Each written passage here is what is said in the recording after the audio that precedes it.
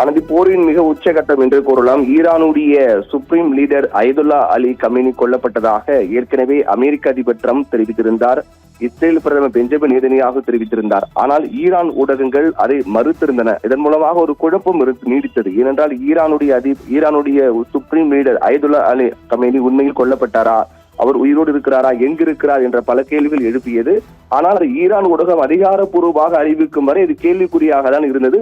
தற்போது ஈரான் ஊடகங்களே அதிகாரப்பூர்வமாக அறிவித்திருக்கிறார்கள், Ayatollah Ali Khamenei கொல்லப்பட்டார் என்ற செய்தியை ஈரான் ஊடகம் அதிகாரப்பூர்வமாக அறிவித்திருக்கிறது.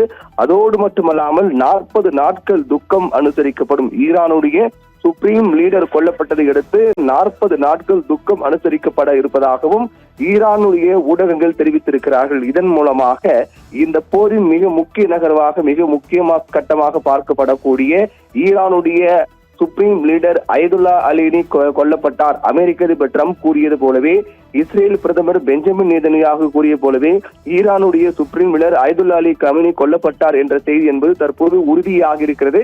இது ஈரானுடைய அரசு ஊடகங்களே அதிகாரப்பூர்வமாக அறிவித்திருக்கிறார்கள் என்ற தகவல் தான் போரினுடைய அடுத்த கட்டம், மிக முக்கியமான கட்டமாக பார்க்கப்படுகின்றது. ஏனென்றால் இதற்கு முன்னதாக கூட ஈரானுடைய அதிபர் மாளிகை தாக்கப்பட்ட போது அந்த மாளிகையில் இருந்த ஈரானுடைய உச்சபட்ச தலைவர் அயதுல்லா அலி கமேனியுடைய மகன், மகள், அதே போன்று பேர குழந்தைகள் அனைவரும் கொல்லப்பட்டதாக செய்தியில் வெளியாகின.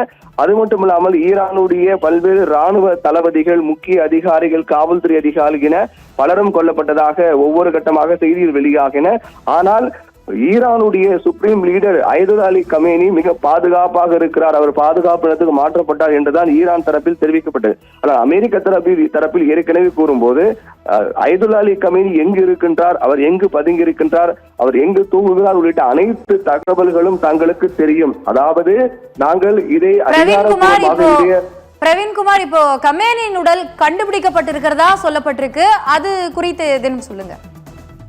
அது ஏற்கனவே இஸ்ரேல் தரப்பில் தெரிவிக்கப்பட்டார்கள், அவருடைய உடல் கண்டுபிடிப்பதற்கான பணிகளை மேற்கொள்ளப்படும் என்று தெரிவித்திருந்தார்கள். ஆனால் தற்போது அவருடைய உடல் கண்டுபிடிக்கப்பட்டிருப்பதாக தெரிவிக்கப்பட்டது. என்றால் உளவுத்துறை முழுவதுமாக இதில் களமிறக்கப்பட்டிருக்கிறார்கள். அமெரிக்காவின் உளவுத்துறை, அதே போன்று இஸ்ரேல் உளவுத்துறை முழுவதுமாக களமிறக்கப்பட்டு அயதுல்லா அலி கமேனி எங்கு இருக்கின்றார், அவர் எங்கு பதுங்கி இருக்கின்றார், அவருடைய பாதுகாப்பு நிலைகள்லாம் என்ன என்பது தொடர்பான முழு தகவல்களை அவர்கள் தெரிந்து கொண்டிருக்கிறார்கள்.